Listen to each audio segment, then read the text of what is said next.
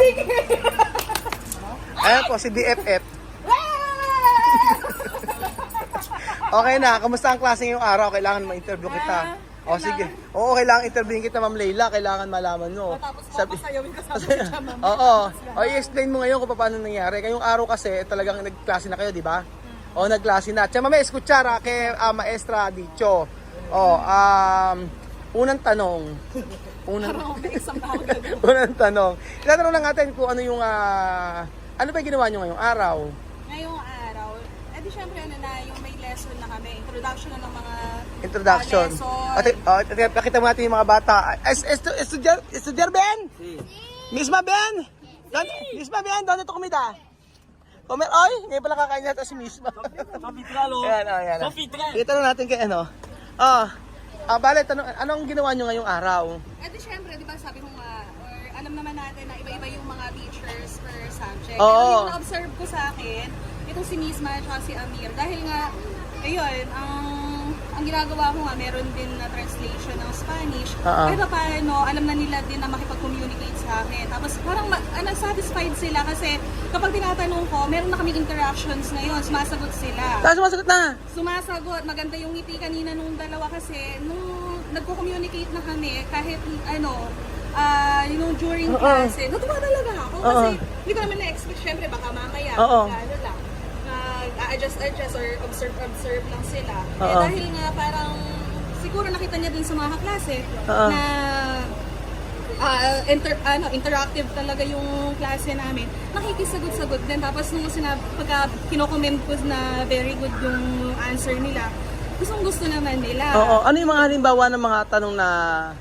Simple lang naman, katulad ng science kasi, yung introduction kasi ng science namin, tatanungin ko, what is matter, then yung states of matter. Nagpunta kami dun sa states of matter, mag-give sila ng example. So, itin-translate ko yun sa Spanish. Pero ng English, syempre, meron silang, nahihirapan. Pero ngayon, nung tin-translate ko siya, yun, parang in-explain ko kung ano yung tinutukoy ko doon. Tapos nagbigay sila ng example, tapos natuwa din yung mga klase nila. Nagbibigyan sila ng example? Oo, noong una nahihiya. Kasi syempre, baka akala nila marurong yung answer nila. So, hinahelp ko naman din na labas nila kung ano yung nalalaman nila dun sa particular na question na ibigay ko. Ayun, okay naman. Okay. Tapos, may mga vacant ako.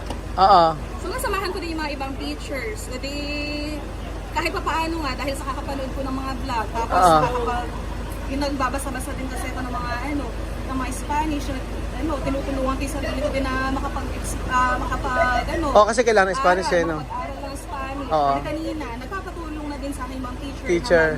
Mag-translate. So kahit medyo hirap din ako na kahit walang Google Translate, yung mga may words kasi tayo, halimbawa napapanood ko, nagiging familiar sa akin. Magagamit ko siya pagka nakikipag-communicate ako dun sa mga bata. So tuwa ngayon sila misma kasi ngayon, parang kapag nandun ako, vacant ko, nakaupo ko dun sa table ko, kapag nag-explain yung teacher, nakatingin na sa akin na ganyan, parang hinihintay nila na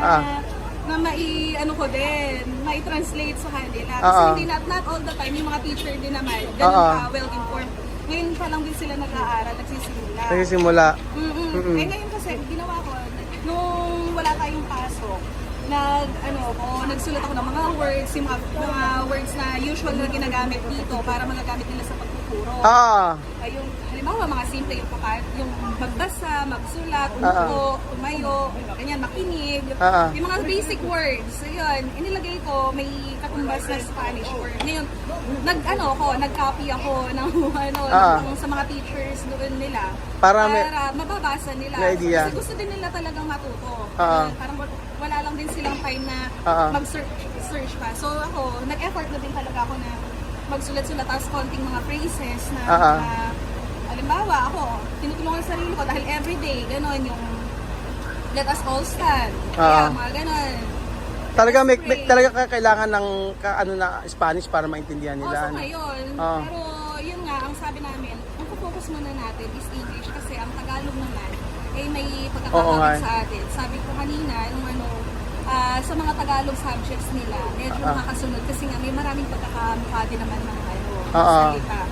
ayun, yung English kasi ang importante ngayon kasi lahat ng instruction halos ng mga teachers ng sa subject, like yung mathematics, yan. Yung mga mathematics, okay eh. Okay, Kahit pa naman paano sila eh. number. O number kasi, no? Ang medyo talagang nahihirapan tayo yung mga talagang pure na mga Yung Tagalog, araling panlipunan, mga ganyan. Araling panlipunan, ESP. Ayan, medyo... Ano nga ba ESP? ESP, edukasyon sa katao. Ayun. May katumbas ng GMRC. GMRC, yun talaga mahirap pa i-translate, Pero no? kaya naman, nakikita ko naman, malaki naman ang improvement ng mga bata. Siguro talaga nahihiyalaw sa una, pero ngayon nakita ko na din na kanina pasilip-silip ako, nakikipag-usap na dun sa mga kaklase, parang hindi na masyadong mahiyain. Mahiyain. Nung last week, na talagang nakayuko, yung parang o kaya medyo na mag-o-observe. Oo.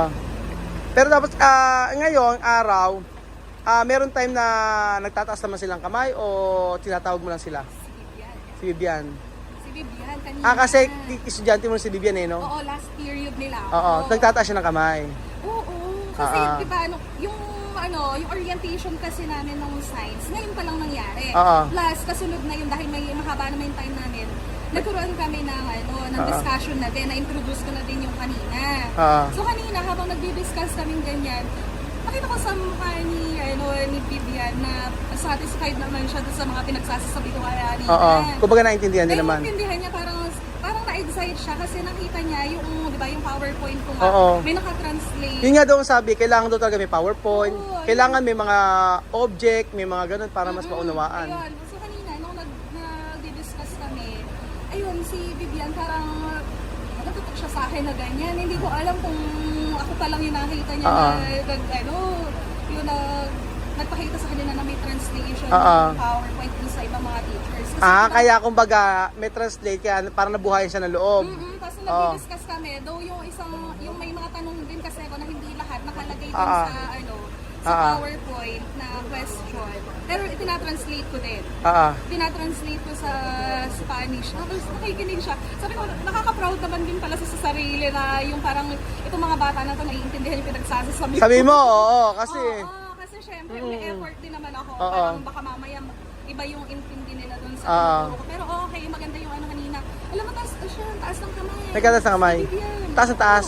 Kaya nga, super ilang times, lahat ng question, hindi lang naman mga nakatulad yung... Tama naman yung mga nagtatanong or na sumasagot? Taas kamay.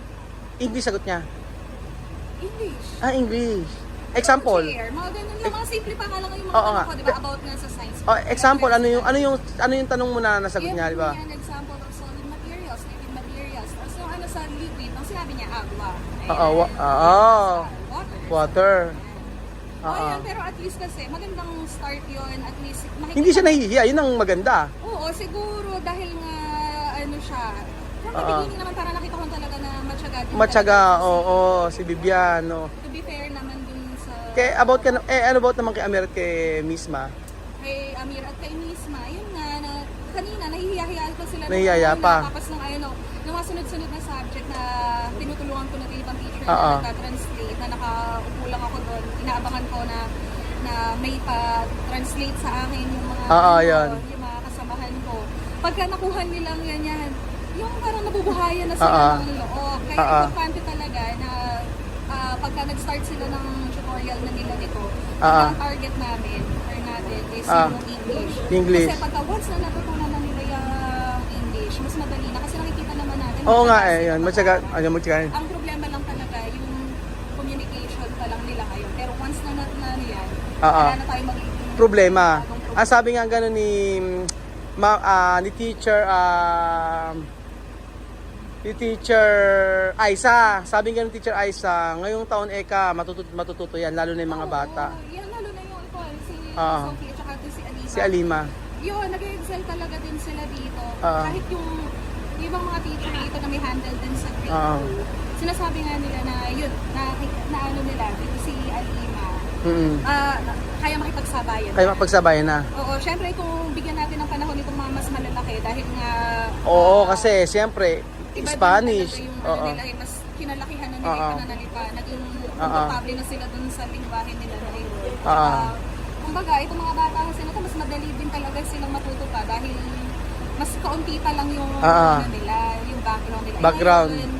Itong Talagang mga lalaki, tiyaga lang challenge talaga, siya. ano? Challenge, O, challenge sa teacher talaga yan. challenging siya, Oo. pero at the same time, sa akin naman kasi ako na-challenge talaga. Oo ako. nga eh. Malaking problema din sa akin yan, yung sa time, of course, diba? Oo. Yung ang dami. Natutulog ka pa ba? Natutulog ka pa ba? Next question. Okay, explain natin kay Chamame. Chamame, no, ella dicho, ven aquí poco, Chamame. Ella dicho, hoy, misma y Amir está bien hablar con los compañeras, sí, sociable, sí.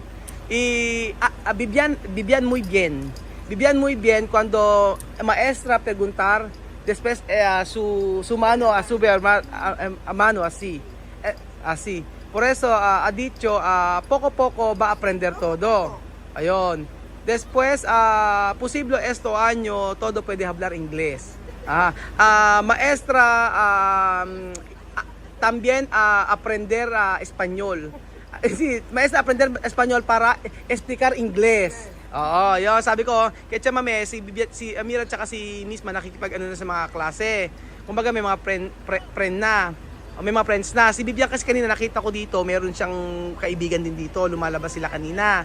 So, sabi ko kay Chamame, unti-unti matututo sila. Ngayon taon kako sigurado ay kahit pa paano makakaano na sila sa English. May improvement Oo. natin na makikita dyan. Siyempre, ano tayo eh, tulong-tulong naman Tulong-tulong sa tayo. ginagawa natin. Oo. Ano lang, bigyan lang din natin ng panahon yung mga bata dahil iba-iba naman yung mga facing ng pagkatututo ng mga Oo. bata.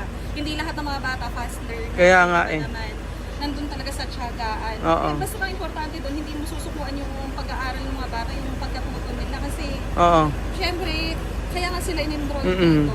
Ayan, para unti-unti matulungan natin. Hindi naman sinabi na kapag in-enroll ngayong taon na to, lahat, pulit Oo. na, lahat okay. Pero tingin mo, hindi naman sila naiinip ba o ganon? Mm. Naiinip ba sila sa school o nabobore sila? Ano ba? Siguro parang nakikiramdam pa rin naman sila doon sa environment nila kasi nga manibago or iba yung mga nakikita nila. Bagong-bago sa kanila yung pinagagalawan nila. Pero nakikita ko sa mga bata, nagiging ano sila, masigasig. Masigasig talaga sa pag-aaral. Talagang kahit hirap sila na ganyan, iniintindi nila, nag-listen Oy, sila. talaga. Oo, nag-listen talaga. Kaya Oo. nakikita nila na si Amir naka-slouch. Hindi naman, yung parang gano'n. Talagang na-correct naman yun, yung pag-slouch niya sa chair. May mga panahon na feeling lang siguro din nila dahil naka-slouch o si Amir, tinatamad. Walang ganas sa pag-aaral. Pero kasi, ito si Amir, nakita ko kanina, habang sumasagot, parang doon siya komportable, pero nag-answer naman siya. Nag-answer naman siya. Connect naman siya. So wala naman magiging problema kung ano naman, hindi naman nakakabastos yun. Kung nakikita mo naman na nakikinig yung mga bata. Pero nire-remind pa rin naman na mag-sit properly. Yun. So, ang gagawin natin, Ma'am, Teacher Leila, minsan magsisit-in ako sa'yo kung pwede kahit mga 10 minutes, 15 minutes para makita natin kung paano sila magawa.